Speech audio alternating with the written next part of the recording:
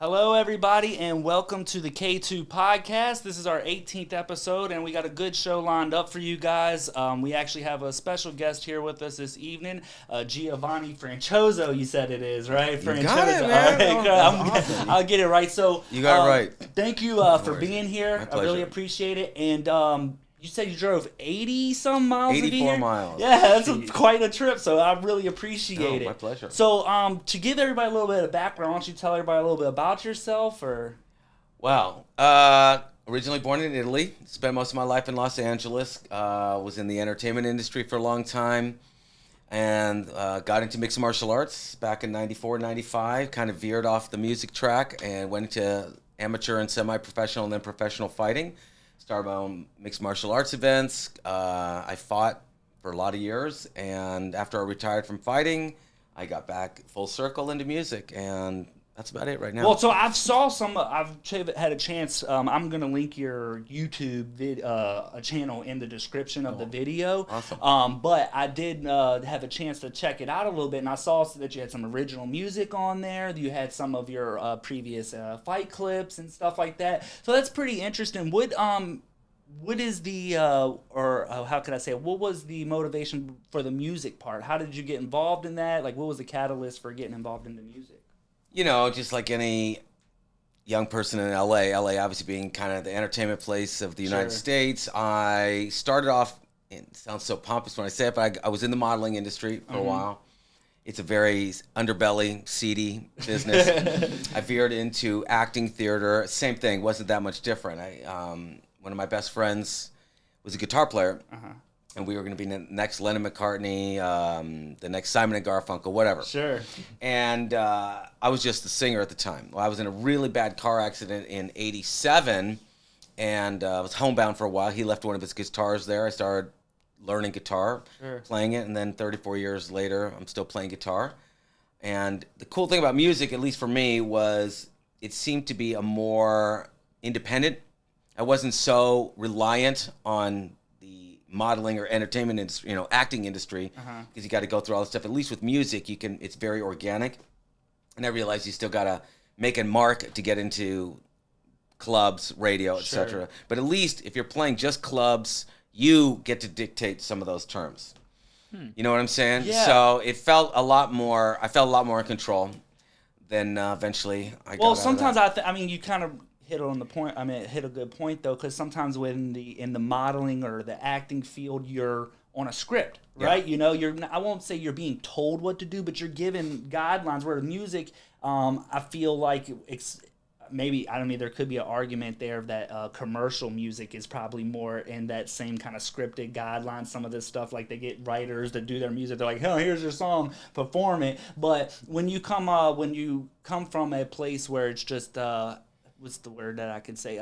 Where it's self-motivated. You just, like you said, I picked up a guitar. I wanted to start playing, and you find your own passion and develop your own passion for it. You kind of get to do what you want to do, make it your own, and you're not following some kind of script. So I find that pretty cool. When you got into fighting, how did that come about? I was living in Hollywood, off of Hollywood Boulevard, and the Hollywood YMCA was about half a mile from my house. I was walking to the YMCA one day just to check it out, see if I wanted to join. And at that time, the UFC had only been around about a year. Okay. So this is early in. I mean, this was early. Well, I went to the Y, and there was a gentleman named Steven Quadros. He's called the Fight Professor. Okay. And if you're into the game and you've been around a long time, the Fight Professor is world famous. And we became good friends. I started taking his jiu-jitsu classes, his Muay Thai classes, his boxing, kickboxing, and we started to build a rapport. And next thing you know, I was down near San Diego one day watching what's called a smoker. A smoker is effectively a non-sanctioned fight. Guys, girls, whatever, who want to get Like their an exhibition match. Yeah, basically. Okay. So I was down near San Diego, and I was watching these fights, and I was like, I could do this. And it was 3 weeks, so it was March 6th. 1996. The only reason I know that is because 3 weeks later to the day, which was March 27th, I had my first smoker fight. Oh, nice. And it was pretty badass, I was Really? like, this is awesome, because I had never in a million years would have thought when I was younger this was something I would do. I was training for a while in Watts, California. Do you know Watts? I don't You've know heard of it. Watts, but I've heard of it, yes. Right. Well, there was a famous boxing gym called the Broadway Gym, and anybody, Sugar Ray Robinson, Mike Tyson, everybody who was anybody would train there at one point. Wow. Well, I was working at a modeling school in Beverly Hills, California called Powers Development Center. And this girl named Diada, her father, Aaron Eastling, was a ranked heavyweight in the 70s, ranked 7th in the world. He had fought George Foreman. He'd fought Ken Norton. So I'm like, I got to meet this guy. Yeah, so I'm down there, and we met. Had a good rapport. Did some light bag work. And I was a very heavy-handed guy, even at 155 pounds. He's like, dude, you're going to be a world middleweight champion. So I'm like, that's pretty cool. Right. Hell yeah, that gets you excited. And I was the only white guy in the entire region. And so it was pretty cool. Well, one day he decides it's time for you to start sparring. So I end up going against this Armenian dude, like monster huge. I'm 5'9". He was like, he looked like he was 7 feet tall. He was probably like 6'3", 6'4". Right. He beat the living dog crap out of me. Damn. I mean, I was redder than this, blood everywhere, but it was awesome. I was like, this is the coolest thing ever. I remember Just got my ass beat. Yeah, This is I awesome. remember walking into the bathroom and I'm covered in blood, and I was like, this is for me. I love this stuff. Well, unfortunately, that time Rodney King and all the beatings in L.A. had happened. So I was at the gym one day. While I was at the gym, the riots started happening. Oh yeah. So all the coaches and everything are like, dude, you're the only white guy in the area. We like you, but once you walk out this door, we cannot vouch for you. So like, you got to go. Yeah. And they were saying for my safety, not to be jerks about it. Yeah. Right. So I got out, which was, unfortunately, it was the last time I saw the guy. Well, I started getting into boxing. I met some other really good boxers, some friends and some guys who had some boxing clubs. I was in Pasadena, Glendale, LA, everywhere, and just got really heavily into boxing. And I started boxing I was training with the Junior Olympics welterweight champion. Another one, guy just, the only time I've ever stopped and said, I can't take anymore. This guy, again, dude, he beat the shit out of me. And I thought I knew what I was doing, but I didn't. Right. Anyway, so then, fast forward a year later, it's when I got into mixed martial arts. It's when I really knew. Once I realized you can punch, elbow, knee, kick, and grapple, I was like, this is the new me. Uh-huh. And I started getting training all the time. And like I said, Steven and I, we became really good friends. And eventually I became a coach as well. And then I started fighting at the time. It's called the Warriors Cup. It was the biggest fight show, kickboxing show, Muay Thai show in the country. And I ended up being on the first and second, won both those in my division on my fights. And I started getting a pretty good name for myself. Eventually, I ended up packing my bags and moved to Virginia. Got involved with the Virginia Beach Academy of Martial Arts under the tutelage of William Varner, and he had a show called King of the Ring. I eventually fought for his show. Started doing all the promotions. I was their announcer. I was their DJ. I was head coach for the school. Then I veered off, started my own school, started my own shows, started the first professional show in the state of Virginia, started working for the State Athletic Commission. So it's just been a long 27-year ride. No, it sounds like it's been a long ride, but it also sounds a little bit fun. I've wanted to get involved in fighting a little bit myself. But it didn't pique my interest probably until a couple years ago, though. Yeah. And now I'm like, I think I'm a little bit too, like, I'm 31 now. I'm coming up on It's too old 32. now. Yeah, I'm like, I don't even know if I have a chance. I was 28 when I had my 28? first Okay. fight. I'm 53 now. Randy Couture was 34 when he had his first fight in the UFC. Because that's what's been kind of hindering me personally. Monster. At least even, I was like, at least to like to just train, maybe have a few fights and like you said, exhibition matches. I mean, I think at the end of the day, it's not for everybody. Mm-hmm. I meet people all the time. Sure. They're like, look, I want to become a fighter. I'm like, all right, well, let's see what you got. Right. And some people got it, some people don't, and and I don't mean that ugly. Yeah, I really don't mean it ugly. It's with anything that you. I mean, I was really good skill wise, but my mental game, I didn't always believe in myself. And this is a sport. If you don't believe in yourself, I don't care what you have, you're not going to be successful. You need a hype man. You do. You need a good hype man, but the ultimate hype man is your insides. Sure. Now don't get me wrong, I had 42 sanctioned and unsanctioned fights, and the times I went in and said, I don't care what this guy brings to the table, I'm going to kill him. And I always won. But the times I didn't believe in myself, I lost. And Toby Mata was one of them. Great guy. Everybody's like, dude, you're going to beat him. And honestly, in the fight, I almost beat him several times. Wow. But I was terrified.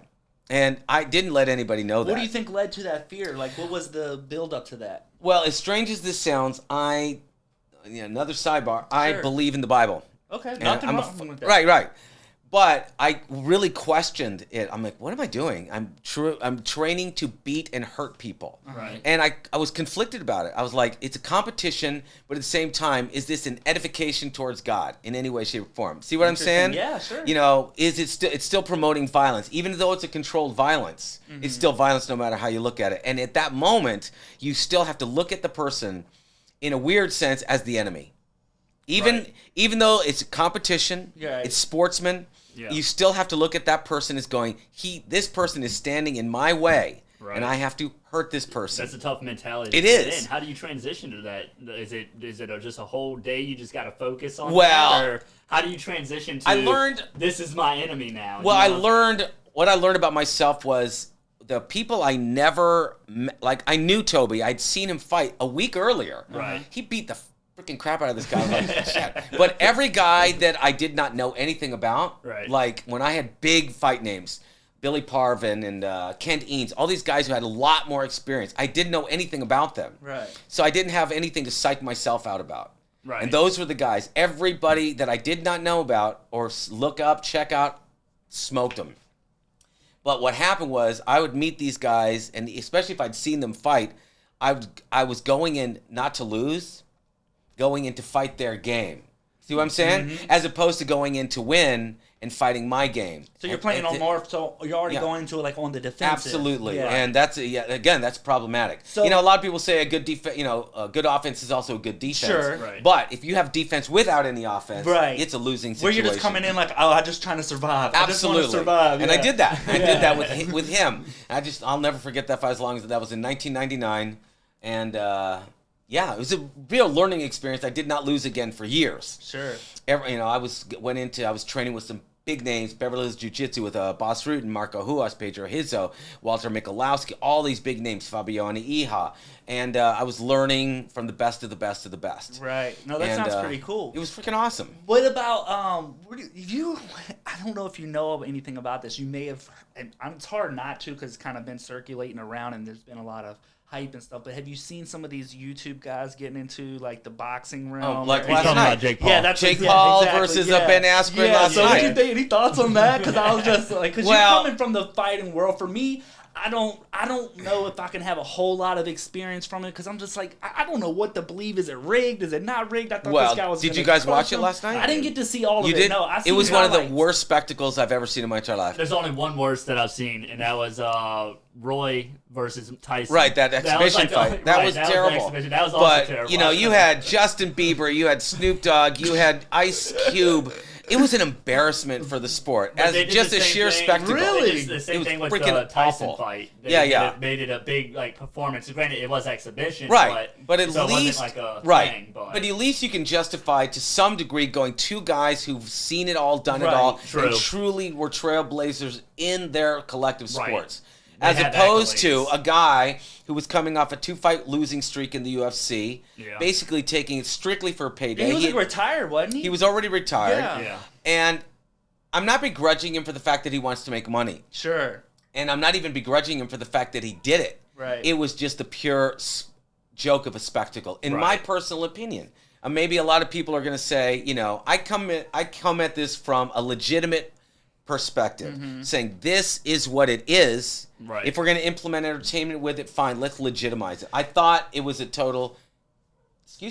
farce. Now, Yeah. a lot of people are going to disagree with me, and it's easier said for me. I'm sitting here in Virginia, Yeah. not making $1 million. Right. Yeah. No, Right. I, I can mean, but understand that. I can't even really say, granted, you are here in Virginia, Yeah. but I don't know who can really disagree at this point. Right. I Well, mean, the argument it that was a sham of a fight. Yeah. This was like. Well, the It was just argument that awful. I've been hearing from, I guess, the opposition, we could say, or the people that may have a different view, that they tend to say that what Jake Paul is doing for the sport is bringing more viewers, younger audience, more people into the sport, so that it somewhat is a good thing because it is bringing more light onto the fighting and boxing and all of that stuff. And that's the only argument that I can really, make or anybody would say. That's like saying we introducing porn to the world to make The Godfather more visible. See what I'm saying? You're right, though. And when you take, we see that every day, though. They do absolutely promote sex in situations to promote anything. If you're taking the lowest common denominator in order to elevate the highest levels, what you end up doing here's quality. Absolutely. It's quality versus quantity. And we know for a fact it's what the lowest common denominator has a tendency to drag down. Sure. As opposed to the other way around. Right. See what I'm saying? Absolutely. So you're not seeing, because if these people didn't see Jake Paul versus Ben Askren, generally speaking, they weren't going to go watch the Tysons, and those people already were there. See what I'm saying? Yeah, absolutely. So that to me, it's like a Kardashian or the Honey Boo Boos of the world. You're not elevating entertainment. What you're doing is bringing the lowest common denominator to television, and that to me is that very vicious cycle of the dumbing down of everybody, in my personal opinion. Well, let's talk about a bigger fight. How difficult do you think it was for someone like Conor McGregor to go from MMA to fight somebody that's experienced as Mayweather Jr.? Well, the thing I'd say the difference between the two was, one, Conor did have legitimate amateur boxing experience in Ireland. He was, if I understand correctly, I did not follow his amateur boxing career, but he was pretty successful as an amateur boxer. And it's undeniable the man was a 2-division champion in the UFC. He, at that time, had only had one loss in the UFC against Nate Diaz. He came up, dismantled two of the best-known names in the UFC. So the transition from a legitimate 2-division champion, combat enthusiast, to arguably the best defensive fighter of the last number of generations was not a big stretch. Right. Now, I do feel that Conor should have had a little bit more experience with professional boxing. Right. He should have gone in a little bit more. And honestly, Roy Jones Jr. knew it was a payday at the end of the day. Now, McGregor did far better than most people had thought he would do. 9.5 rounds, and actually hurt the man for a few times. Now, I know the counter argument is, oh, well, Floyd didn't take him seriously. Let me tell you, Floyd took him seriously because the last thing he wanted to do was lose to a guy with zero professional boxing experience. End of his career. End of his career. It was a disaster. He's undefeated, right? Right. He's 40. But people will say Floyd Mayweather Jr. is the greatest fighter of our time. Yeah. And I read something that Mike Tyson said recently on a quote, and he says he disagrees. Absolutely, he disagrees. Because he was saying people like Sugar Ray Leonard, he went on a small stretch, lost one, and then went 79-0. Yeah. And then there's another boxer that went like 60-0. Yeah. So they're saying how. Well, you look at the Julio Cesar Chavez. He was like 94. He was like 94-0 before he lost his first fight. Now, again, the argument is, well, he fought a lot of bums in Mexico. All right, let me tell you.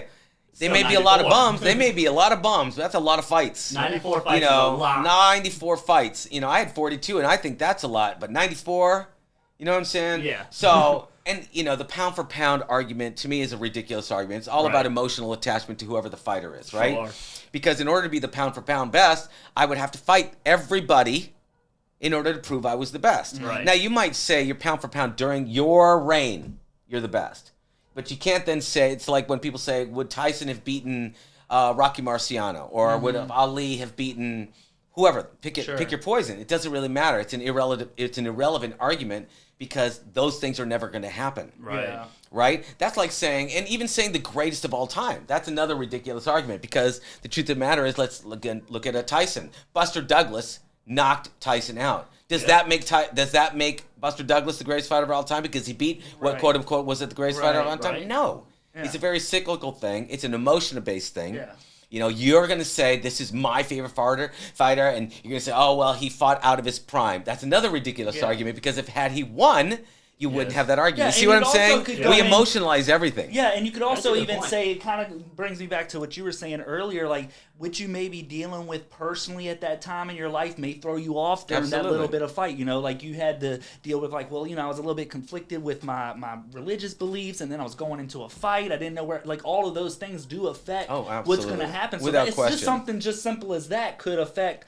an outcome of a fight, So, it's kind of interesting to believe. So, just to backtrack a little bit, you said that you we're in LA at the time of the whole Rodney King situation, and you see the riots and you hear about all this stuff going on. Do you see a lot of similarities between that and what we were seeing now with the whole like George Floyd thing, or do you feel it's a lot different? Or? No, I mean, I actually knew cops who knew Mark Furman and some of the other cops that were part of the entire thing. Okay. And they were very, and black cops, they were very pro-police at that time.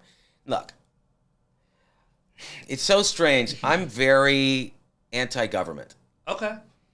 In totality. Sure. I used to actually consider myself an anarchist until I saw the Portland and Seattle so-called anarchists. Yeah, that was a shit show. Total shit show. Yeah. And if you're going to destroy anything, go after the government, not business Personal owners. businesses, Right. sure. So I very rarely take the side of police. Now, I've taken a step back because I don't believe you should, there's a saying that says violence is the tool of the ignorant. Okay.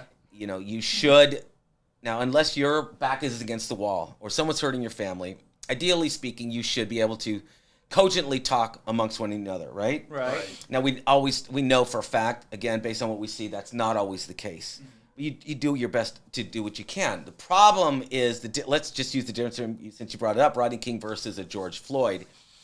We're looking at it from two different perspectives, right? One was in active criminal behavior, right? And only caught in context what someone else videotaped, as opposed to the entire context. I still think that it's absolutely atrocious that not just one, but multiple cops will beat another human being. Yeah. True. Or anybody will beat a human being. Right. I just find that appalling. If you want to beat a human being, train a little bit and get into a cage. Yeah. And prove Yeah. yourself, as opposed to taking weaponry or multiple people. I can't stand gang mentality. I don't like bullies. I don't like the mob in any way, shape, or form.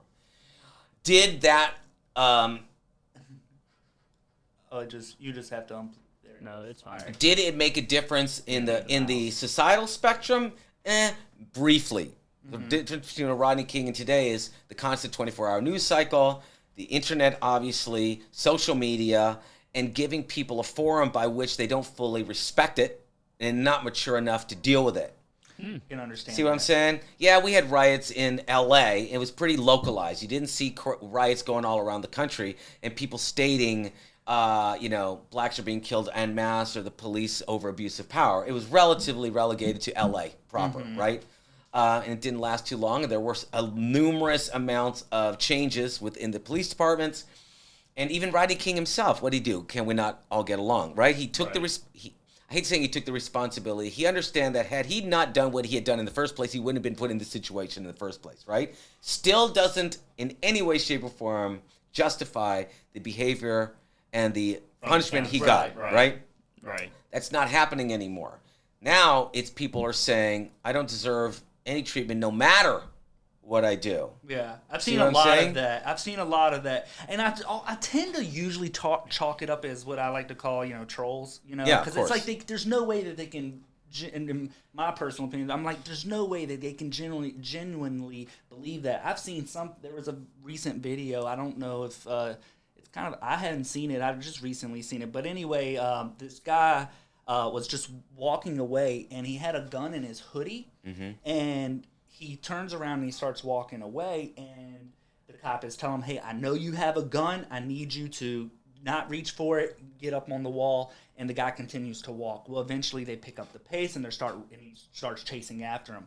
Now, it doesn't say exactly why the cop stopped him, because as far as I'm concerned, it's not necessarily illegal to carry, and if he had papers saying that he could carry a concealed weapon, then he should. But we don't know what did he pull that out, brandish it on somebody? I don't know the context prior to that. But what I'm getting to is I saw a bunch of the comments in there. It's like, he would just wanted to go home. You should have just let him walk home. You should have just let him walk home. But there's no prior context. We don't know anything prior to that. And I felt like some of the comments were basically just going. It's like they make up anything that makes it to where there has to be some kind of line there where your law enforcement does take a role versus just let anybody run amok or just do whatever without any consequence, And that's kind of the arguments that a lot of people were making. They're like, no, he can do whatever he wants. He didn't have to stop for that cop, or he doesn't have to do this. And I'm like, there's no way they actually believe all of this stuff. But to me, though, if you're walking down the street and you have a gun in your hoodie concealed, I feel like the police should have every right to stop you and just ask, hey, can I just see your permit, man? I'll let you go after that. I just need to double check that. And if you didn't have your permit on you, then obviously there's a problem. But I don't see an issue, personally, with a cop verifying documentation because you have a weapon in your hoodie pocket. You shouldn't have to walk around with a weapon in your hoodie pocket. If you have it concealed, put it in your waistband or have a belt holster, something of the sort, you know? Sure, I just don't understand, like, why you kept walking. Yeah, you don't, I mean, to me, you did bring that on yourself. He asked you to stop. You should have just stopped and just gave the proper etiquette to the officer. And if you did have your license and you should have been able to just walk home, you should have been able to. As long as your papers are in order, you still can. Sure. Just do what the guy it's asked like you the for people. 3 seconds. That's Well, all it takes. it just seems like a lot of people have gotten to the point where they've lost total respect for the police, and Of course they have. I'm kind of in the middle on a lot of it because, you know, I was in a lot of programs when I was younger that were kind of like the Boy Scouts, but for law enforcement. I did a little bit of that when I was younger, so I got to kind of, I don't want to say be on the inside because you didn't have access to all the information, but I did meet some cops that I thought were really nice guys. I looked up to them as big, like, you know, positive influences in my life. But as I'm older now and you see a lot of this footage and stuff that we've seen come out, it's impossible to deny that there is a lot of, like, what you said, of gang mentality type of stuff going on where they, like, I mean, even Brotherhoods. yeah, well, I don't even know about brotherhoods, but I just where they're getting a little bit, like, you can't deny that there's a lot of abuse of power and stuff going on, and they're like, I don't know if it's just because of the cameras where it's being exposed now, because I don't think it's ever really gone away. It's probably always been there, Absolutely. but it just seems like this is just some. I don't know. I don't want to say it's just new, but it's almost like new to me because it's like I'm finally like, dude, I used to try to make arguments for why the cops were okay, but at some point you're like, look, I can't keep arguing for these guys. You know what I'm saying? They're just fucking it hardcore right now, you know? Ultimately, here's the question, societally speaking. We have a social contract, right? Okay. Everybody has to ask themselves this ultimate question. Are you free or are you not? Right? We keep electing people. Here's the craziness of it all, right? We all work. Sure. We pay taxes. Right. With those taxes, we pay the cops. We pay the cops to stop us on the road, right? Yeah. We pay the cops to stop us for going a speed which they say is not safe, right? Sure. So here we paid the cops. Now they send us to court. So our tax dollars paid to have that courtroom built. Those tax dollars paid for the judge to tell us we were wrong. Yeah. Those tax dollars paid for the clerk to hand us the summons. Our tax dollars paid for the lawmaker to make the law to make you a criminal. Sure. What we're effectively doing is we are funding our overlords. I mean, yeah. Think about that. See, again, most countries are very honest. You can't do this, you can't do that, you have no freedom, right? Yeah. The problem with America, and I love America, right? I'm from another country, my mother's from another country, my biological father's from another country, but we chose America, right? The problem with America is it's so busy telling everybody it's free, but only in free is the much that they allow you to do. Sure. Right? So, but there's another saying, we get the government we deserve, right? So when people are constantly saying, nothing's my fault, go do this, go do that, I'll call the cops if you touch me, I'll call the cops if you do this. Well, so it's another vicious circle like I was talking about. We're creating the scenario by which, since all these ignorant people are going after businesses, total strangers, getting after you for the pigment amount of your skin, the side of the country you're on, the political, whether you have an R or a D, right? It's this tribal mentality. Right. So people are asking for the overlords to continuously subjugate us, as opposed to everything being merit-based. I have this argument, and see where you go. Tell me what you think about this. Sure. All right. We know there's laws against drunk driving, right? Absolutely. All right. So here you have a 21-year-old driver who does not drink, but he's been in 6 car accidents, one which hurts a person. Okay. Now you have another driver who's 21. He drinks every day and drives, but has never been in an accident in his entire life. Who's the more dangerous driver? I mean, The one just on based on your left. statistics, I mean, you got to go Exactly. with the guy. Yeah. But when this guy gets stopped, he doesn't get his driver's license taken away. He doesn't get thrown into jail. It doesn't have to go into rehab. Doesn't get this, that, and the other, paying ridiculous amounts of money. This guy's never been in an accident in his life. Yes, he may be a functioning alcoholic, and I'm not saying he should be drinking and driving. But we know statistically who's the more dangerous driver. Right. Right? So we don't go have checkpoints saying and checking, how many car accidents have you been in? Mm-hmm. Exactly. Right? Yeah. Right. Oh, absolutely. So right. therein lies part of the problem. So effectively what happens is one person does something and we then whole cloth say everybody is getting punished for it. Right. Goes back with gun laws, goes with voting, goes with smoking, goes with drugs, goes with alcohol, goes with sex. It doesn't matter what it is. Mm-hmm. Things should be merit-based. I don't disagree with you. You're 100% right. I mean, it's just very difficult. I don't know. It's just one of the. It's hard to.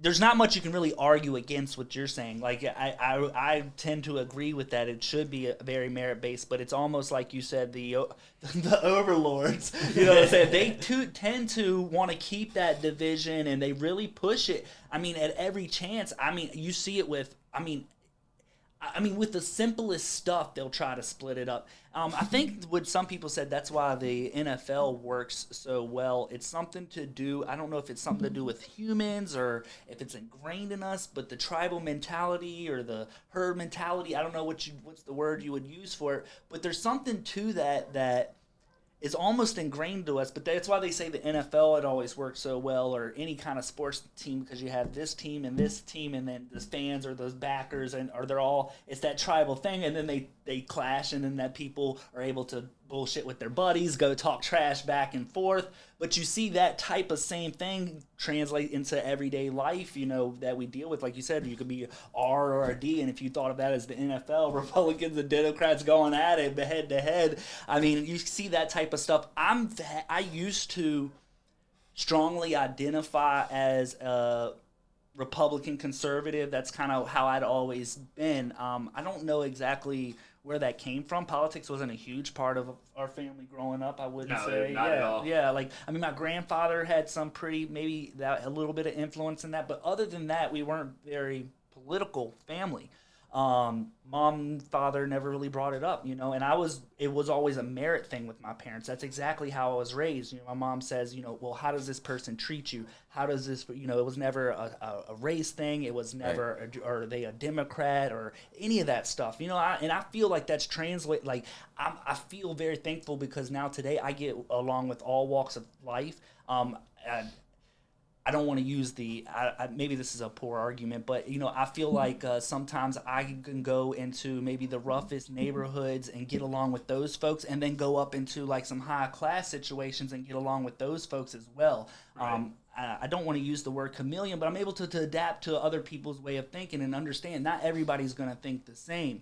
So it's interesting that, more people aren't like that. So I don't know exactly where it comes from. That I don't know if it's just like a push from TV or culturally, like where they feel they have to keep that division to make, I don't know, maybe to make us go against each other. I don't understand the logic behind it. Well, I believe it's a myriad of issues, family division, the lack of a family. Oh, that's been busted down right. hardcore. I mean, we know that. We know that's for a fact. People for 4 generations now have constantly saying the family structure is not important, especially men. Yeah. Right? A male father, female mother. Yeah. I've used those terms because now we're talking about, if you identify with whatever. We know man, woman. That's just the way it is. All right, so when you take one, it's kind of effectively the yin-yang, right? You got the sun, you got the moon, right? You got the sky and the earth. You got the male and the female, right? If those things aren't working incongruous with each other and you're only giving one point of view, right? It's a very skewed point of view, right? And it doesn't matter. You can't, as a father, you can't teach your daughter how to be a woman, and as a mother, you can't teach your son how to be a man. Right. So that's point one. Point two is when people have points of view that they don't fully understand, they have no basis, right? So there's no secure foundation for them to be able to talk amongst one another, right? Like you're saying, you can get along here, you can get along. I'm pretty much the same. Right. I don't care where I am. I'm always the same. Right.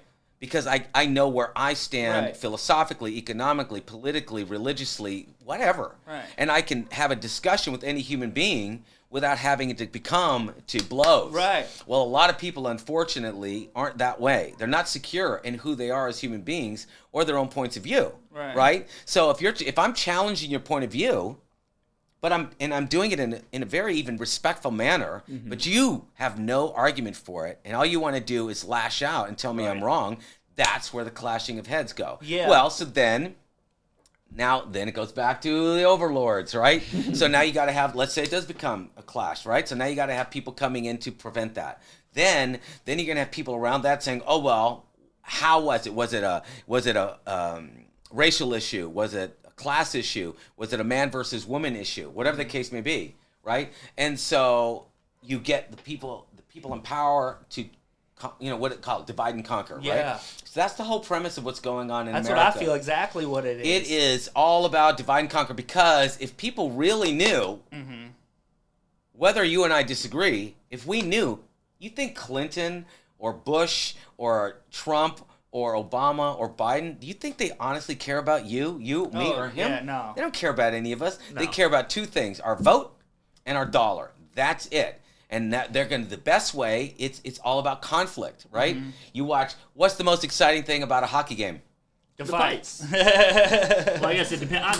But you know, I like the rebuttal. Yeah, but I think it depends on who you ask. Right, but your automatic instinct was the fight, right? Yeah. It's like Jerry Springer. Nobody watches Jerry Springer For to the see drama, no. Right, they don't watch it to see two people get along. They Yeah. want to see fights, Yeah. and that's it. Yeah, you're right. And so who makes the most money off that? Jerry Springer and his advertisers. Right. The people who go on there, they're a mockery. They're making fools of themselves. They go home, they're just as problematic as they were.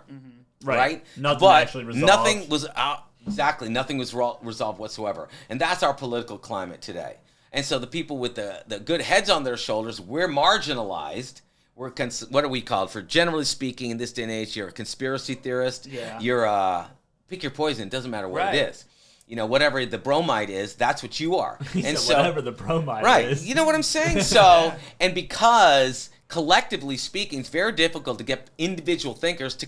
It's like herding cats, It is. right? It's exactly what It's it is. the majority of people, and that they're sheep. They're called sheep for a reason because they're easily led. And Yes. again, it doesn't matter if it's the right, and it doesn't matter if it's the left. Yeah, it's both sides. It's both Yeah. sides, collectively speaking, doing damage to each other. You got your Right. CNN, you got your Fox, Yeah. and the chasm of in between thinking is getting farther and farther. It really is. away. It really is. It's And it's that almost is like they're sad. forcing you to pick a side. Like Absolutely. you have to Oh, be yeah. on a Without certain question. side. And Absolutely. it's I mean, and it's also, you talk about these sheep, and like I think a lot of these politicians and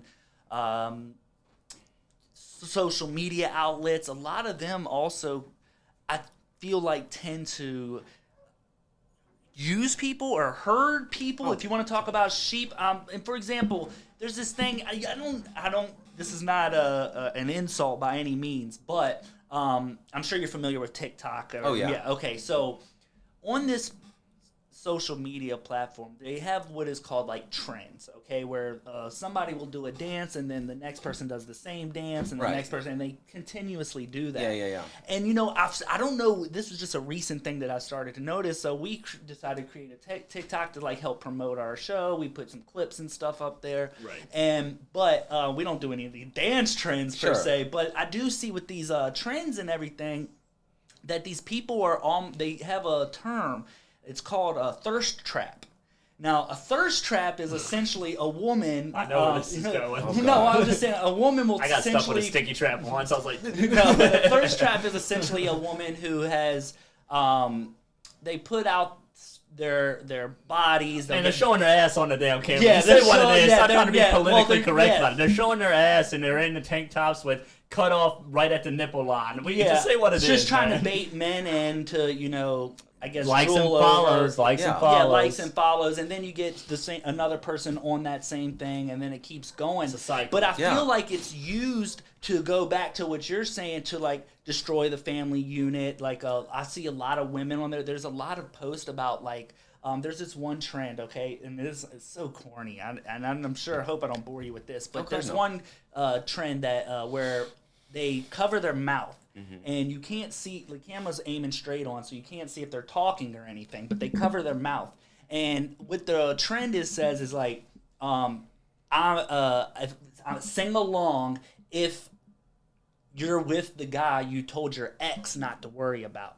You get what I'm saying? Oh, shit. So you cover your mouth, and then they can't see. But then when they turn, the camera will show that they're singing, so she's with the guy now that she told her ex not to worry about, and then they promote this stuff, right? Wow. And it's not, it is so much, it's like, okay, it's not, it's just her ex, and most of them are fairly young, but it starts to ingrain that mindset that's sure. okay, don't work on your relationship, Oh, God. don't work on, don't Right, try yeah. to continue or build on good habits, no, Yeah. just leave them, get you I a new blame one, Nike. and lie, yeah, blame Nike. Yeah, because they all started this shit with Michael Jordan and that other female. Anything you can do, I can do better. Oh yeah, That's where this is. shit started from, man. I blame Nike. But it's just bastards. weird. But you see that common theme Well, on TikTok. everything is about fame for fame's sake. Yeah, It is. Like but you're they're talking using about. them. They're using them. Well, and I I think agree these with you. people don't even Because- realize they're being used to push they're this clueless. message. Well, sure. Why would you? Well, if Yeah. it's easy money or it's easy fame or it's easy likes or easy clicks, why? A little bit Like of you're talking dopamine. about right dopamine rushes. You know, you're talking about doing some stuff to promote your channel Yeah. or your podcast. Right. But there is a utilitarian aspect to it. It's Sure. about getting people who are total strangers. I didn't know you an hour ago. Right. And we're This having is our first time meeting. Right, I mean, we so talked we're having a little bit in prior to this. person. Yeah. First time but meeting we're in having person. actual intellectual conversations about not saying we're going to solve the world's problems. Yeah. But we're not. It's not about me. It's not about you. It's not about you. It's Yeah. about the process, getting this material out there, and Yeah. hopefully getting other people to think, as Yeah. opposed to doing something for the sake of doing it. Yeah, it was Therein just lies the yeah. rub. When you have nothing to offer, you Yeah. offer nothing. I'm gonna show Yeah. you Right? something. But also, It's a This is terrifying why thing. People aren't thinking. Oh God! Here it Because goes. they're sitting here like this, looking at their phone, and other people are telling them how to think. Oh, without we question. have Trend, think yeah. leaders like Cardi B and whomever Yeah, else yeah. out there that is talking about WAP. Yeah. These shouldn't be our world leaders in thinking. Oh my God! That woman interviewed Biden, for Christ's sake. oh, I know that's wild. We right? don't. What happened to the Walter It's Cronkite just a of the world, or the spectacle. Ronald It's Reagans just of the a world, or the John F. spectacle. Kennedys of the Right. world? Yeah. Everything is truly to now. You look at cycles of empires throughout history. Yes. We're effectively at the precipice of the downfall of American society, and there's not even a question about it. We can argue the merits and say, "Oh, you're exaggerating." I'm not exaggerating because it's the trend. Right. There's a lot of really good studies on the length of empires. Now, generally speaking, about 300 odd years. So we're in roughly year 245. Yes. Well, with Yeah, actually we are. with the advent of the Industrial Revolution, we've progressed things to a rapid rate. We are also the fastest. We became the fastest world power in history. Yes. We went from a fledgling nation to less than 150 years later, we're basically ruling the world. Sure. That's not a major growth process. That's like saying a 12-year-old should be the CEO of General Motors, Yeah. right? Yeah. Not saying the person may not be intelligent enough to do it, but he's not mature enough to do it. And there's Yeah. two totally different things, Sure. right? So you can have intelligence, but you need maturity. And therein lies, once again, you're also going back to what we were saying. Anybody can be on a keyboard and spew vitriol, Yeah, nonsense. Yeah. right? With Vitriol. zero I like that word. with zero consequence. I always use the same argument. So let's say you're on the freeway, right? Yeah. And you're driving, some guy honking his horn, whatever, his lights at you, and you don't even really notice it. And he pulls up next to you and he flicks you off. That's basically what social media is. Yeah. Because it kind of feels that way. You're right. because I guarantee you, most people would not do that if we were walking by each other at a McDonald's, right? So you're in your 2,000 to 5,000 pound weapon, going 80 miles an hour, giving me the finger with no recourse whatsoever, not finding out, not even explaining to me why you're doing it, not giving me a chance to discuss why you did it Yeah, in the and first that's place. And that's what social media is. No, exactly what it is. And there, like I told you, I get along with all walks of life. I judge based on merit, how you treat me, and Yeah. I treat others how I would like to be treated. But it's kind of interesting because it's just like you said. There's no entertaining a conversation through social media ananymore. No. I don't even know No, if you're it a ever racist. was. But yeah, I mean, I've said, generally, I've just said a comment and it's just straight to you're a racist or Right. you're argumentative or like there's no trying to let me hear what this guy has to say. Right, right. And like You can't even ask yeah, you for don't- explanation. yeah. I read a post a friend of mine from high school wrote. He said, "You simply, if you do not have a black friend if you don't understand their pain right now. You only simply know a black person."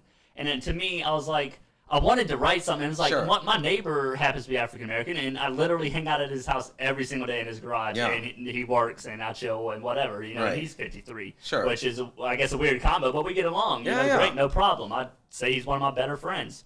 And even in high school, I had plenty of friends that were African American, but regardless of that, I just didn't understand that to me, because if me and him do get on these topics, it's not even close to what he's saying about pain. He's Sure. like, well, this guy probably, fed into it. He tries to see it as the situation is, Sure. and not as people are telling him it is. Well, it's pure projection. Right. Generally speaking, people who are saying this vitriol, since you like that yeah, word, it's a good one. I wanna start using I'm it a gonna little use it more. later in Yeah. the week. well, it's classic projection, telling other people that How they they are feel. exactly how they feel. Yeah. Right. You look at all these lily white neighborhoods up and down the New England coast, right? Mm-hmm. No black people. Right. Delaware is predominantly all white, and yet you have these white liberals, predominantly men or predominantly female in this area, but Yeah. yet you don't see them integrating with. You don't see their kids going to black schools. You don't see them hiring black people. Look at our governor right now, Ralph Northam. His assistant governor, lieutenant governor, is a black man. But who's he endorsing? Terry McAuliffe, a white guy. I So did how see that. black, are Yeah, you yeah. in terms of where you stand if you're not even willing Yes. to promote your lieutenant governor? Yeah. See what I'm saying? No, that Right. happens all throughout. And so, and it's, I hate when people, like you were saying, I have black friends, I'm not this, whatever. It drives me crazy. As a white person, or any race, I don't care. Because I know then people might write it, go, oh, well, of course you got white privilege. Whatever, you can say Yeah. whatever you want. It's irrelevant. I don't care if you're Asian. I don't care if you're Hispanic, whatever the case may be. The second you say, I'm not racist, people automatically jump on that. Yeah. Yes, they do. I've never said Yes, that. they do. Never, ever. Because, one, I don't care what you think of me Right. as a human being. Unless you're able to come up with evidence to state I'm this, that, or the other, what your opinion of me is absolutely irrelevant. Sure. Then, when people find out I'm actually mixed race, my biological father was born in Africa, in Egypt. And Okay. I'm Egyptian, Lebanese, Italian, French, Yugoslavian. But because my melanin content is lily white, Yeah. people think I have no point of view. See Yeah. what I'm saying? Yeah. So they're projecting their own racist views on other people by telling them they're racist. Yeah. For No, no reason whatsoever, other than the fact that they think they can't be racist Mm-hmm. because the media tells them they're a victim minority group. It's insane. So it's It kind is of insane. weird. I There's a agree. guy. Oh man, I wish I could remember his name. But he recently did a video. So what he did was he went to local colleges and asked them about the voting laws in Georgia, where they're one ID now. Right. So he goes to them and says, "Hey, do you think these voting laws are oppressing people of color, or do you what are your thoughts on it? And do you think they're racist or whatever?" And they were all obviously mostly liberal colleges, of course. Sure. I guess that's what he had to go to make his video work. I don't know, but he goes and he asks them, what's your thoughts? Do you think it's racist? And they're like, yes, they're trying to stifle the black vote or people who don't have access to the internet. Then a couple other people said, maybe they just don't know how to get the ID. They were saying some really crazy stuff. So then what he did is he turns around and then he goes to a predominantly African American neighborhood and he goes, "Excuse me, ma'am, do you have an ID on you?" And she's like, "Yeah, I carry my ID everywhere I go." And he goes, "Well, if you were asked to show your ID to vote, would you have a problem with that?" And she's like, "No." And she's like, and then he goes on to ask several other people in the community, "Hey, what are your thoughts? Do you have an ID on you?" And they're like, "Yeah, I carry my ID everywhere you go." Almost all of the people that he asked said, "Yes, I have an ID." And they all said, "I don't know anybody who doesn't have an ID." Sure. And then he started reading off some of the comments that all these people were making. He's like, "Do you think that's racist what these folks are saying?" And kind of came out that he was like, most of the people like, well, surprisingly enough, none of them really said it was racist. They said, no, they just sound ignorant. Yeah. You know what I'm saying? And it was surprising to see that, that they The were roles like, flip. yeah, the roles flip because they're Right. like, dude, I don't even think that, and kudos to them because they could have, there was a lot of context because to me interpreting it, and maybe I'm exposing myself a little bit, but listening to some of the videos and stuff, I'm like, are you trying to, and they were trying to say African Americans didn't have access to internet or didn't know how to work it or too dumb to That's operate it. That's And like I'm like, Biden saying that the other kids are just as smart as the white kids. yeah, exactly. Yeah. Or whatever the quote was. It's called the self-bigotry of low expectations, meaning you got one group of people stating you're too dumb. Yeah. And telling other people that they're racist for not realizing that they're too dumb. It's bizarre. Which is, once again, complete projection. Yeah. So these white people are saying these black people are dumb because they can't get IDs. Yeah. And then yet telling everybody else they're racist. For not getting on board. But what blows my mind is, and I know, correct me if I'm wrong, but I'm pretty sure at a certain age, which happens to be of 18, by law, you have to register with the armed forces for draft. So you have, you have some form of ID. You can't get a job without ID. You can't get a driver's. You can't get insurance without. You can't get a credit card. You can't get a library. You can't. I mean, so much. Well, you know what?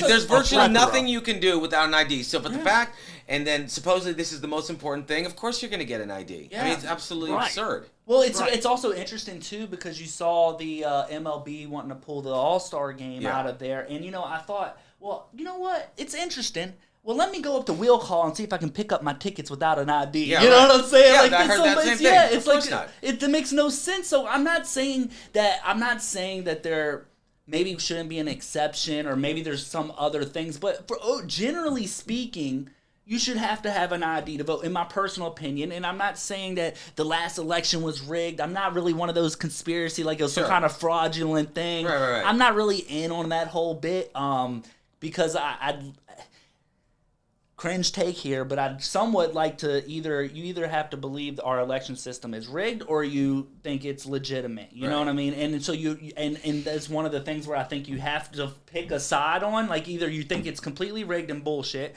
which there is some probably. What's the face you're making? I agree. It's either rigged or it's not. And I'm just saying I definitely lean to one side. Yes, well, it's rigged. Absolutely, it's rigged in as much as this. Like I made this point. Absolutely. I made this point to my mom, and she got all upset with me. I said there should be if you're talking about the president of the United States who supposedly represents everybody in the United States, it should be one methodology for each state. She goes, I thought you believed in individual rights. I said, sure. This state has the right to pick how they want to pick their governor. This state has the right how they want to pick their mayors. This state. But when you're talking about the main representative, it should be one collective idea or one collective methodology by which people should vote. Mm-hmm. Right? You can't have 50 states with 50 different ways of voting for one person. Right. It's uniformity. Absolutely. It's got to be uniform. It's pure insanity. And, I mean, we can argue the merits of voting and, does it really make a difference? Right. A lot of people say, well, this vote really proved that it does make a difference. Yeah, well, sure. If you're voting for poop or shit, right? It's two different words, but it's the same exact thing. Exactly. And that's effectively what we're voting for. No, I don't disagree with that for sure. But when I say that it's not rigged, that's not to say that fraud doesn't happen. Of course. But I don't generally speaking, I don't believe that there was enough to so-called overturn an election. And if you wanted to say that, it also goes back to what you're saying about voting poop or shit. It's the same thing. But also, like, for example, Trump tries to come out and, say at one point, it's rigged, guys. The election's rigged. However he does it, and he's just he's his own worst. Yeah, but so he's doing that. I don't know. Well, he's doing that, and he's going on with that, and he didn't do anything about it though when he won the election, and Hillary was trying to say the same thing. But since he won, the fraud was okay, but he didn't. So that kind of goes back to what you're saying. They don't care about what's right for you or me, because if he really cared, he would say, well, look, even though I won this election, guys, I should speak out about election fraud. We need to look into this. But he didn't do it, and it came back to bite him in his ass on this election. And I'm like, I'm kind of happy to see that a little bit. I'm like, because he gets what he should have. He had the perfect opportunity just because he won the election not to do anything about it, and now it came back to bite him in his ass. Now, and I'm not defending him. Having said that, Trump is provably the most castigated man in the history of this country in terms of sheer media. Mm-hmm. there was not been one moment of one day of his entire presidency where he was not being attacked. No, they didn't give him an opportunity. Right. So, with that being said, maybe that was something that could have potentially been on his agenda. Sure. But when you're being attacked 24/7, you only have 24 hours in a day, 8 of which generally you're supposed to sleep. So let's say 16 to 18 hours a day in which you can actually get things done. Sure. So so I agree in as much as that he could have and should have done something. But at the same time, when you're being hamstrung all day long, it's also very difficult to get those things done. See what I'm saying? I mean, I don't disagree with that. I just would have liked to You have only had seen the one him. term to really do it. Right. But I would have liked to have seen him at least probably put some of that stuff off to the side and not engage in it as much because he did entertain without it. question. You know, he just Without constantly question. entertained it. So it's at my point, like a little bit. Should have let PR take care of it. Yeah, yeah. Well, I agree with He you should with not have what had a you're saying, Twitter but it's account. almost if he, that was just kind That of was a waste of time. Oh my God. a little. He spent, Oh my yeah. God. If that's what, and that's the argument you can make. But like, you could say, okay, well, he has this much time in a day, but he had no problem firing off 50 tweets in a day. You know, so it's kind of like, come on, get it to you. So-called leader of the free world is supposed to elevate as opposed to being drugged Exactly. down, and that's And what let he it did. get it to him, I But think. is he emblematic of the problem in the country, or is the country emblematic of Trump? Yeah. And it's I say we set forth the pattern by which we got the government which we've deserved. Mm-hmm. We've had you got Biden, Trump, Obama, Bush, Clinton. We've had 5 presidents in a row who completely obfuscate the Constitution. We've had the longest protracted police action in the history of this country without a declaration of war. We've had 5 guys in a row who have 0 military experience and yet are sending people to go die on a daily basis with no end game in sight, right? Yeah. But the reason they're allowed to do this is because the populace is so busy constantly saying, well, you're racist because you're white or you're dumb because you're black, as opposed to realizing where the real problem stems, which is Washington or Richmond or whatever state capital. Well, they got the fencing around it now, you know? Right. So it was bad to have it at the border, but it's okay to have it there to protect you. It's again, when you take a step back and look at the totality of it, you really think you really have to go, this is insane. Which is why I got off social media 3 years ago. Aside from YouTube, I have no social media. Sure. I could not handle it any longer. I was just like, people are truly cruel to each Sure. other. No, I they wish are. I could disconnect that simply. Well, you honestly. could, you just don't want to. Well, you got to also admit. This is you're not right. a judgment. No, it's you're not right. a judgment at all. But when people say, I wish or I hope, there's another saying, wish in one hand and shit in the other, see which one fills up first. Right? We can. Now, look, I'm just as guilty. I'm still guilty. I still have this piece of equipment which rules my world, so I'm not putting myself on a platform or a pedestal to say I'm any better. I use YouTube to promote myself for music or whatever the case may be. So I'm not here, and I'm not saying in and of itself that those platforms are bad, but there's no holding of accountability, and I think ultimately that's the real problem. If people would hold each other truly accountable, but not constantly saying you need to be held accountable. People need to look in the mirror and say, I need to be held accountable. Yeah. That word is very rarely used. People don't do that anymore. No, you're right.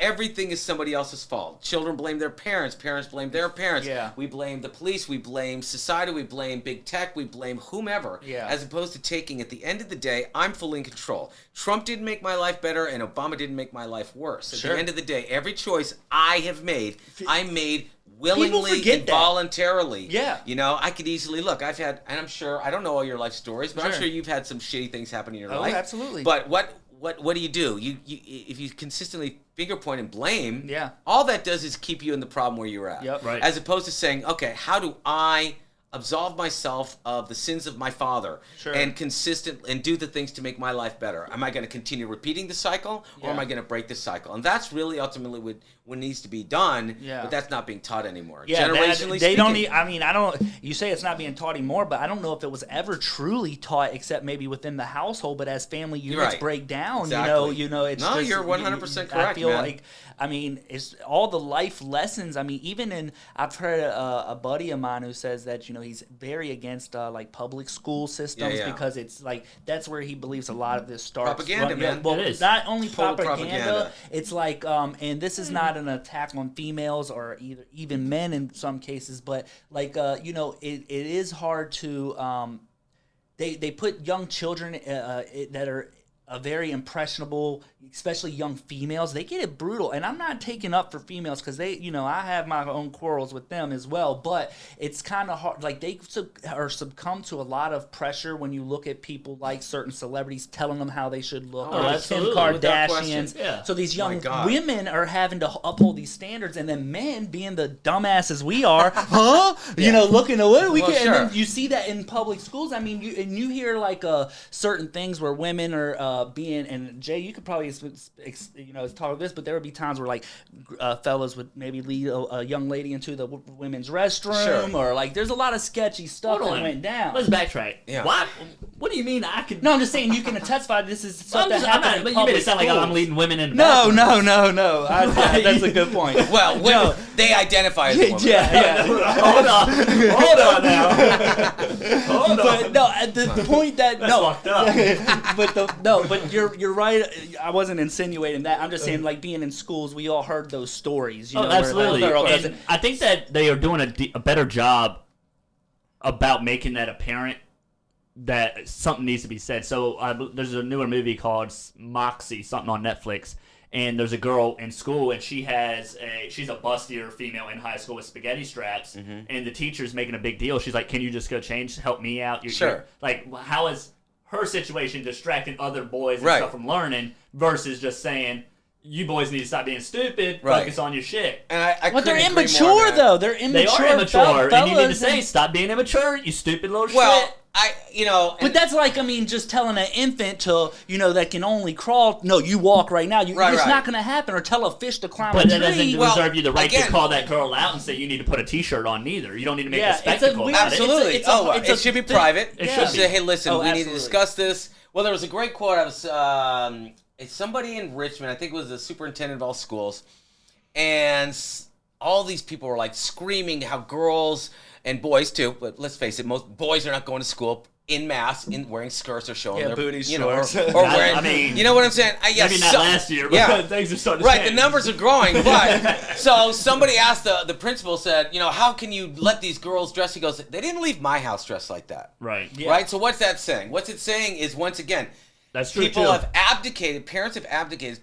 Parents are so busy trying to be friends with their kids as opposed to saying, I don't know what you think you're doing, Sure. but you're not leaving this house Yeah, dressed I wouldn't like let that. my- Well, Personally, another I thing wouldn't let my is, daughter this leave. also Right. another Dress like argument that. I Yeah. try School. to explain to people, and aside from that, because that is definitely an issue, but I also think that it also goes back to our favorite, one of our favorite words today is the overlords, but also like I'm not a huge fan on the increase in the minimum wage, but Sure. do you know how hard it is today to earn a living wage? So parents, there's some women that we go back to a broken household, a single mother Sure. who's working 2 or 3 jobs just to make ends meet. Sure, It makes absolutely. it very extremely difficult to deal with these children And then you to got teach teenagers them. taking care of younger So children yeah, just you to can get say by. like anybody, Oh, I this agree. superintendent or anybody, like, yeah, they didn't leave my house like that. But then we're not talking about the single mother that's having Sure. to bust her ass just Right. to keep, and it's a struggle, I get that, but and it here- goes back to the broken families and the broken homes. But okay, but once again, so let's say a mother, and my mother divorced and was raising 2 boys, right? Sure. Brought her mother from Italy and, so she could work and to provide. And I never met my father. My stepfather was very neglectful, wasn't around, didn't help with anything. And so, but my mother chose that man. Sure. You can't, again, it goes back to self-responsibility. You can't continuously say, well, I've got 5 kids from 4 different guys, and I'm That's working as a true. waitress. You're not wrong about that. And I'm working as a waitress. Right. And, people say, well, the man needs to man up. You're absolutely freaking right. I think men who abdicate their parental authority or their parental responsibilities are disgusting human beings. Yeah, and but that's- this is not about, people say, oh, you're shaming the woman.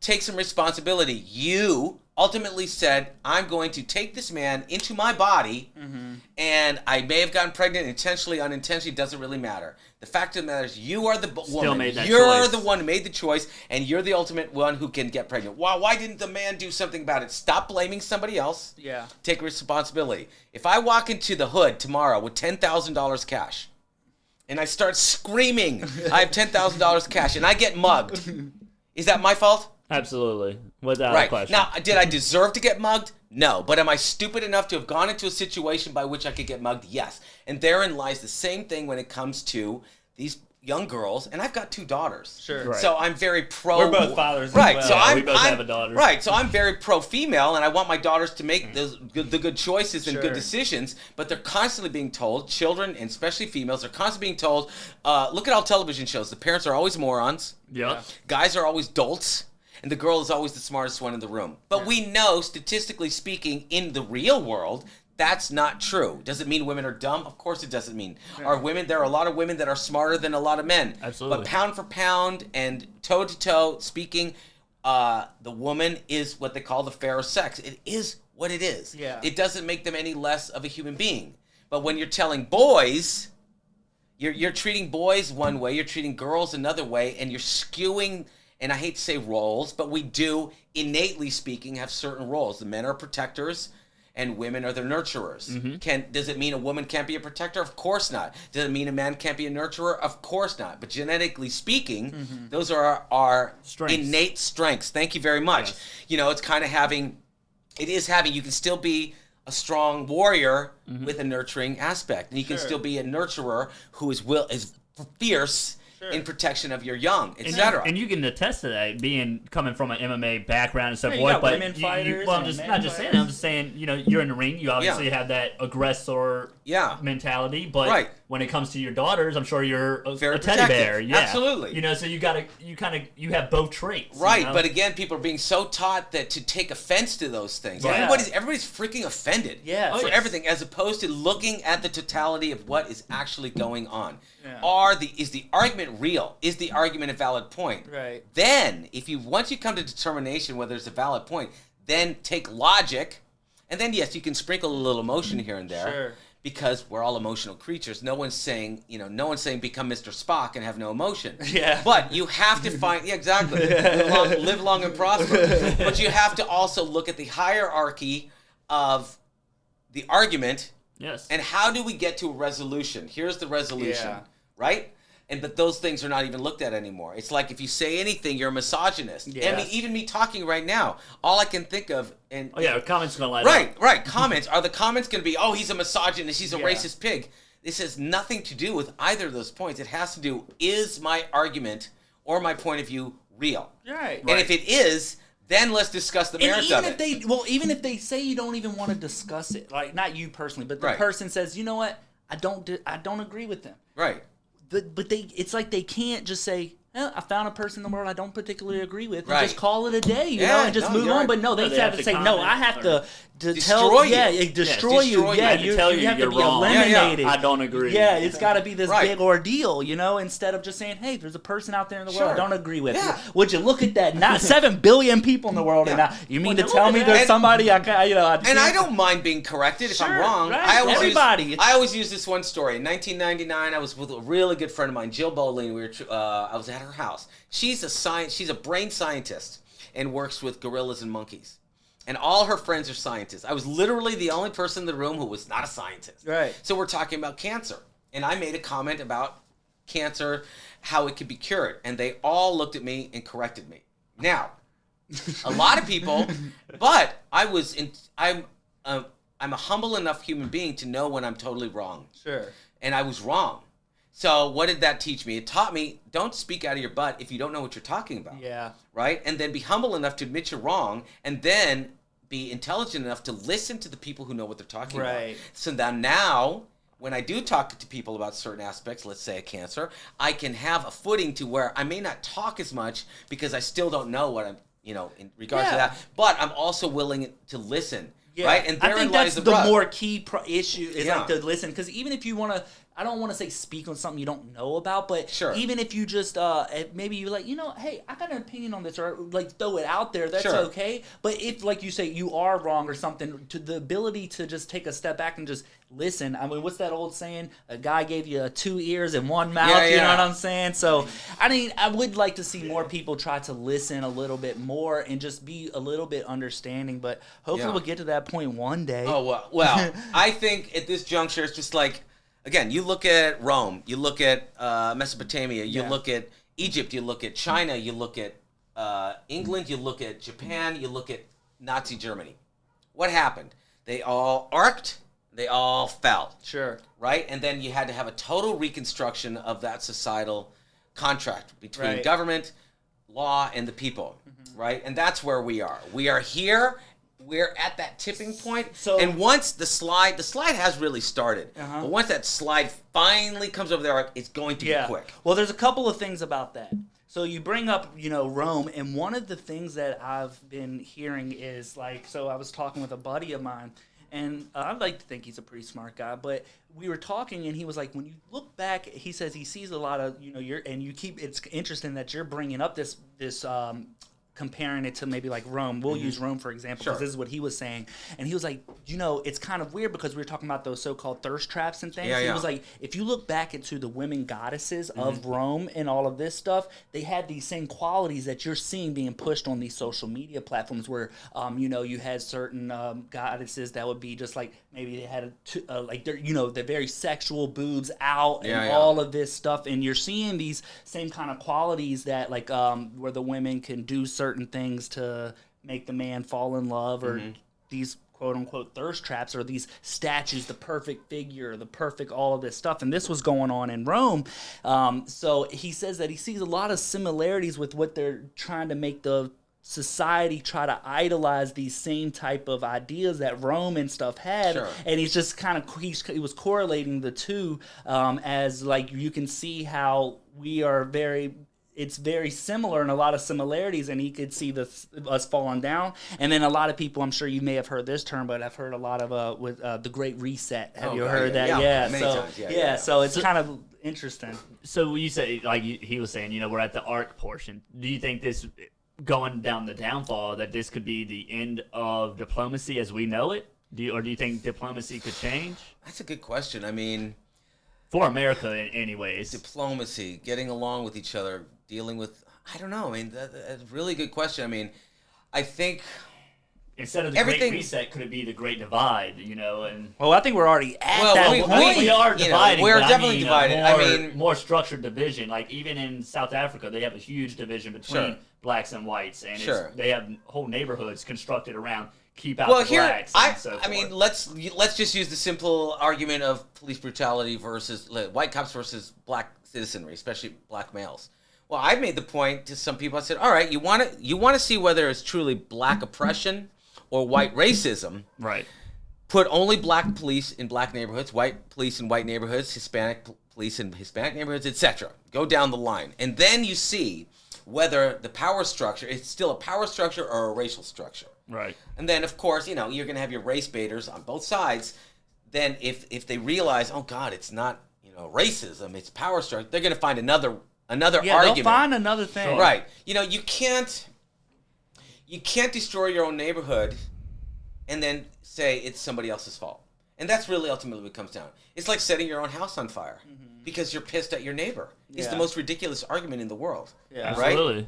And I think, but when you keep telling people ad hominem attacks and then you keep telling them for generation after generation, you're not to blame for anything.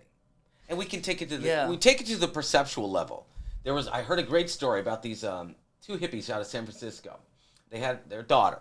Never said no to their daughter ever on anything. She ended up a prostitute and heroin addict. Right? Go figure. What's the argument there? The argument is you have to instill discipline. You have to instill self-reflection. Boundaries. Yeah. My God, boundaries. Yeah. Self-awareness. Yeah. If you're constantly allowing somebody to do whatever they want without any recourse or repercussions, that's the kind of disaster you get. And it's the same thing.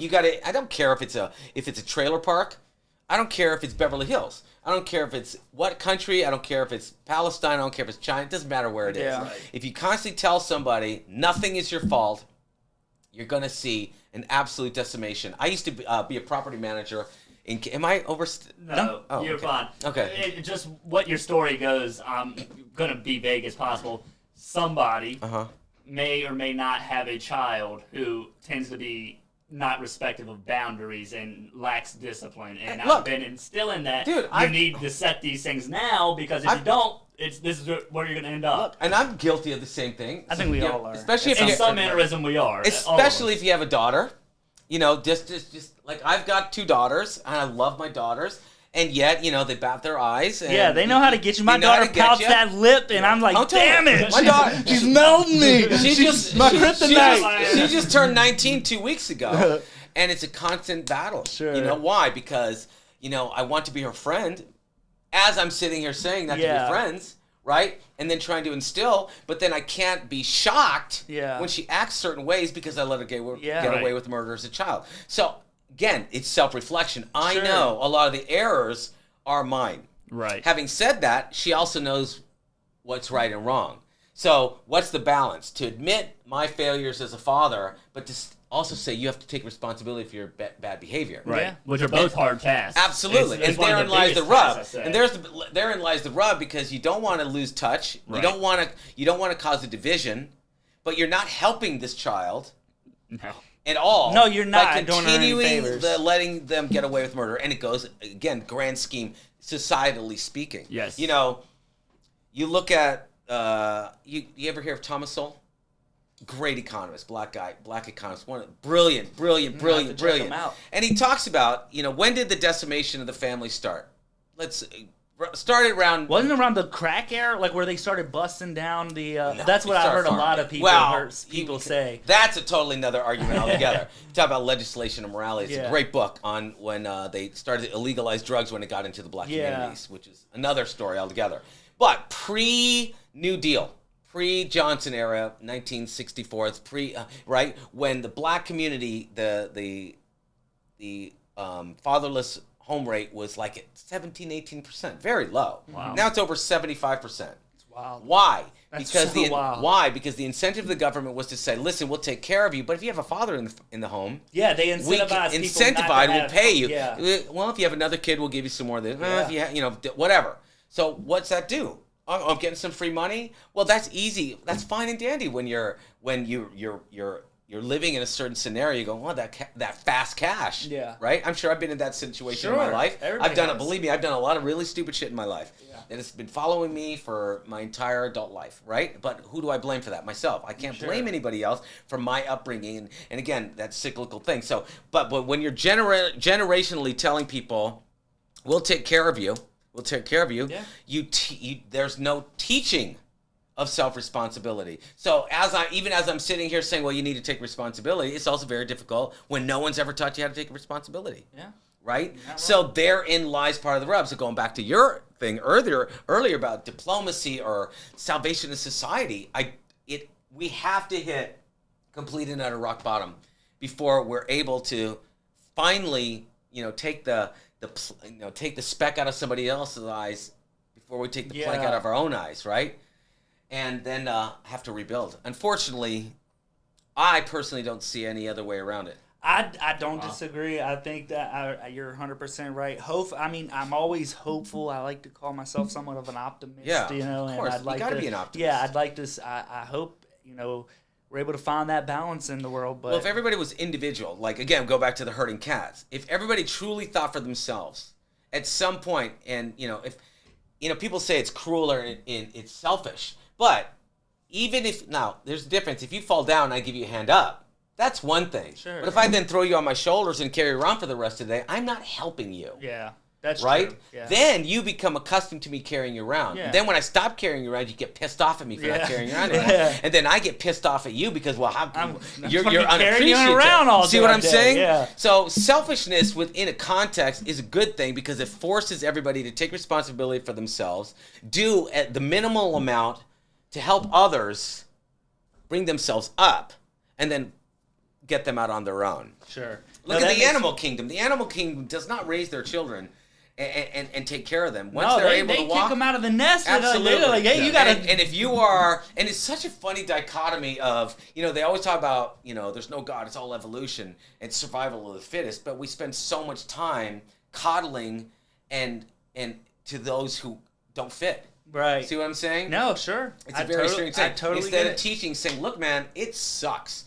You're going to have to figure this crap out on your own. No, there needs to be a lot more of that. And We'll see. Like I said, I'd like to remain an optimist and hope that it all comes around full circle. But we're getting towards the end of the show here.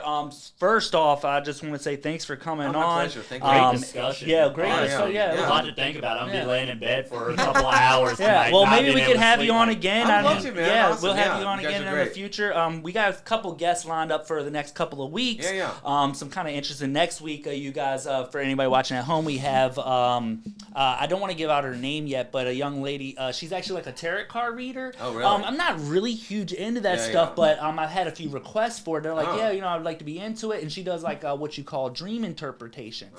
And the interesting bit on that is with the one of my another buddy of mine, he was saying, I've been hearing that a lot of people are getting these visions and dreams of things that are alluding to maybe like the end times. Sure. And we don't know, like, how do you is that the case or is it not? No one, it's a debate, So it would be interesting to see, because his belief is that a lot of these dreams from these various people that he's heard, his interpretation of it is that it's a sign of the end times, and she does these dream interpretations. So I'd like to give her a couple examples, have her do it. So there's some stuff we're working on just a little bit for the viewers at home. We got some really interesting stuff lined up. I think the following week I have a musical artist as well. He's more in the hip hop scene, so it's a little bit different.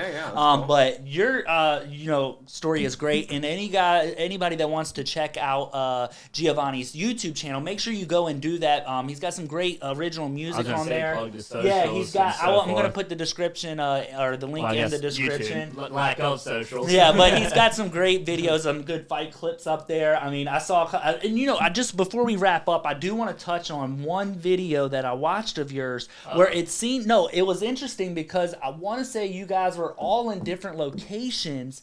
But the video was like you guys all mastered it together to make one song, because I saw like the young lady on there, she was singing into it, and the other guy was there, and then you were like in the backyard or something playing the guitar. I thought that was pretty cool. I liked that. Yeah, well, it's a really great song called Compose, K-O-M-P-O-Z for musicians, and it's a collaboration. So, like, the girl was in Arizona. She had heard my song online, contacted me, and said, could I add some vocal tracks to it? I said, absolutely, which she did a great job. She did. It was an awesome job. Yeah, I liked it. And then my friend Rich, who's the bass player, we've been good friends for 25 odd years, and he did that in California. And then, of course, I did the stuff here. I videotaped some stuff in Joshua Tree, and then in Williamsburg. Oh, okay. At Colonial Parkway. And yeah, so I've got actually a couple others working on right now. The bass player found me, and he was in Quebec, Canada. The drummer was in Kentucky. And the engineer was in Holland. Wow. So that's pretty cool, though. Oh, yeah, like that's awesome. It's an awesome site, and it just takes your music in and totally different directions. And that's the purpose of why I started this podcast, is to be able to connect with people of all walks of life, of all backgrounds, no matter where you're from. I've done virtual interviews. Of course, I prefer a much more in-person setting. But, it's kind of great that you're doing that. So you guys, if you get a chance, go check out Giovanni's YouTube channel. But we can play Smoke on the Water together. Smoke on the water. I can play that one little chord. That's it. If you pass that, I'm done. Hit the 3 notes and done. After that, the rest is on you, buddy. Yeah. Well, thanks so much for being here, Giovanni. It was a pleasure having you. Thank you so much for coming over. You guys are awesome. You guys take care. We're going to see you guys next week, and peace out.